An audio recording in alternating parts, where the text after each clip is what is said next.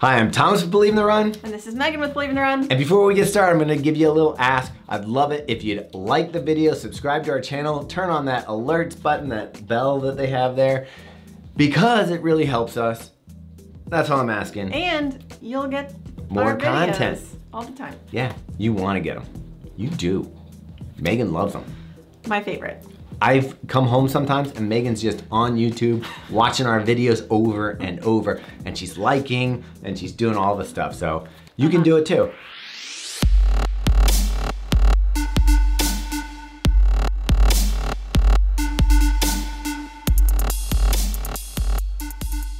But that's not why we're here today. I'm sure you'd rather us talk about this, which is the Salomon S Phantasm CF. Do you feel like shoes names are getting longer? Yes, we do. We talk about it often. Okay. You're not here. Sometimes Robbie's where you're standing, and Robbie and I are always like, this is ridiculous. It's a crazy name. This is going to get even more confusing because there's going to be a Salomon S Phantasm. No CF. And the CF stands for composite fiber, not carbon fiber. And that even gets more confusing, but apparently it has something to do with weaving materials together that create the rigidity. And you can see, I mean, it's not super rigid, but it does provide something that we'll get into here in a minute. I don't want to give away all the secrets. So this is Salomon's race day shoe. They call it the fastest road shoe they've ever created. I guess it depends who the shoe is on. Let's start, just go through the upper and work our way down to the outsole. All right, so the upper is their matrix material. It's a mesh-like material. It's really thin. It's see-through through most of this, and they don't have a ton of overlays on the upper here. They do have some reinforcements inside, but overall it's pretty minimal. Do you think Neo would think this is the one? Sure. Megan doesn't watch sci-fi, so she has no idea what the Matrix is. I know what the Matrix is. Okay, sure you do. You're still plugged in. You took the red pill or whatever. Is it the red or the blue? I don't know. Whatever one that keeps you plugged in, you took that one.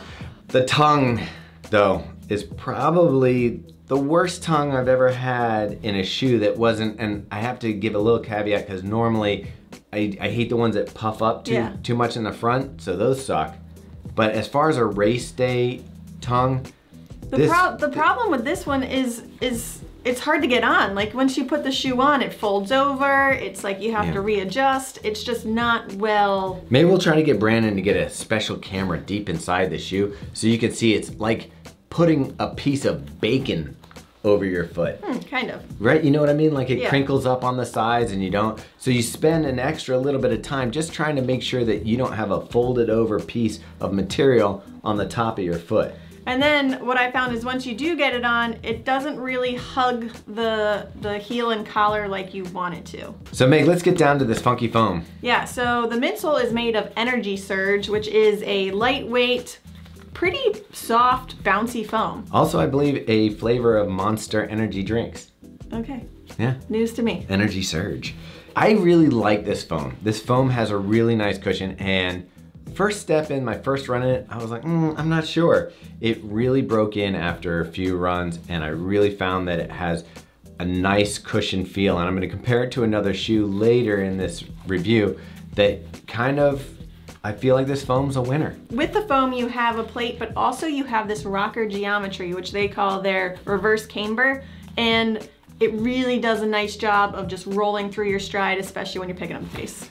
Yeah, I thought that the rocker on this was just right. You're getting that toe off, that toe spring that really rolls through your stride. So where the shoe may be lacking that carbon plate snap that you're used to, if you're someone who really needs that rocker, can really take advantage of that rocker stride, you're gonna get a really nice ride out of this. And it's all because of this energy blade that's at the bottom, which really stiffens up the rocker and keeps it rolling. So overall, the plate for me offered more of a structure thing than a like energy surge that you get from, say, like a Vaporfly. I felt like what it does is it keeps that rocker feeling pretty rigid. Now on the outsole, you have some rubber Meg. Is there anything special about it? No, but I will say there is a fair amount of it. Like I felt like compared to some other race day shoes, this one had a ton of rubber. I feel like you're gonna get a lot of miles out of it. And it's also got some nice traction. Yeah. Now, it looks like there's full coverage rubber, but there isn't. This is exposed foam, this is exposed foam. You can see the pads here like it is on like a Vaporfly. Yep. Or we keep bringing up Vaporfly, but I feel like that kind of has influenced a little bit of the design. You do, like Meaghan said, have plenty of rubber up on the toe area. It has pretty good grip. I always felt comfortable and secure with ground contact, so no issues there. So Meg, what do we have as far as drop? So you've got a 35mm heel and 26mm in the front for a 9mm drop. Weight-wise, and this is where it gets really weird, the shoe that I have is labeled a size 9, which when I tried it on, I saw that it said size 10 on the box. That was a women's 10, and I wear a 10.5 or 10, and I think this was actually supposed to be for Brandon at an 8.5. But when I tried it on, I still had a thumbnail in front of my toe. So I was like, well, for a size 10, or if you're a size between a 10 and a 10.5, you may want to size down. But it turns out this is actually labeled a size 9.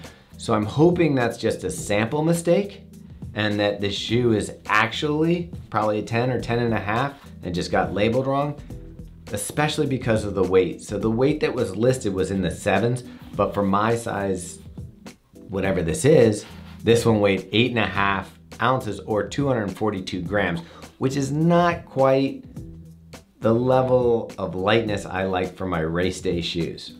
Yeah, it's a little bit on the heavier side. So this is a unisex shoe. I got a men's size 6, was equivalent to a women's 7.5, which is my typical size. It came in at 6.9 ounces or 196 grams. So it's not heavy by any means, but it's not the lightest of the super shoes. Yeah, and as a matter of fact, this kind of put it in the category of that second tier super shoe for me. So we're talking Carbon X, the Craft CTM, or Craft Carbon Racer. I would also throw in Endorphin Speed in this category, and maybe even the Puma Deviate Nitro Elite. So it's not quite what I would pick out for race day. And if all those shoes, what I would probably say it reminds me the most of is the Carbon X2. And I'll say the Carbon X2 because I found that the upper on the Carbon X2 was better than the Carbon X3, and so it worked better with my foot. I will give this foam a little bit of an edge over the Carbon X2. It just has a little more of a softer feel. Overall, I really like the shoe. Did some double-digit runs in it where it just cruised, but it didn't like hit that next gear for me. Yeah, I agree. I went for about a 16-mile run in this shoe. It felt great the whole time. The only thing that was really lacking is sort of that like bouncy trampoline feel that you get in like an Alphafly. But otherwise, it's comfortable and it's got a nice rocker. The price comes in like a super shoe at $225, which I don't know. For me, I'll let the audience decide if they want to pay that for a shoe that doesn't have a carbon plate and is a little bit on the heavier side. It's a little bit of a hefty price, but you do get the cool S-Lab styling.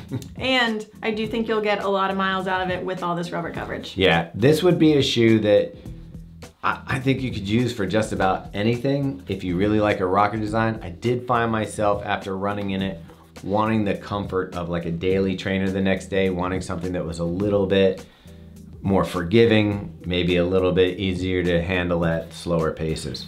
So that's it for the Salomon S-Lab Phantasm CF. You can read the full review on our website. Check that out. Also, feel free to, again, like this video, subscribe to the channel, turn on the alerts bell. Do all the things. Yeah, and listen to, Meaghan's got it on right now, The Drop podcast. Check out our Instagram, join our Strava group.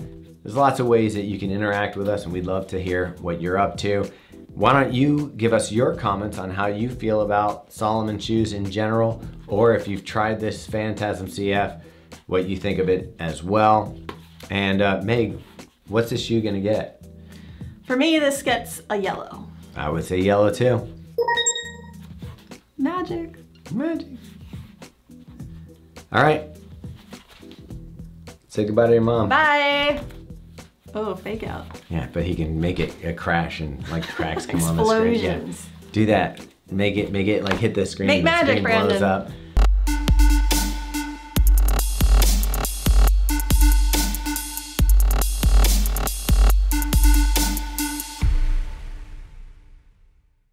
Here, I'll do a slow-mo. Ready? You can speed that up. It'll come right at you. All right, anything else you want to talk about on filming? You want to have an argument or anything? No. Okay, not today? Weirdo. All right, I didn't know. You could be into stuff.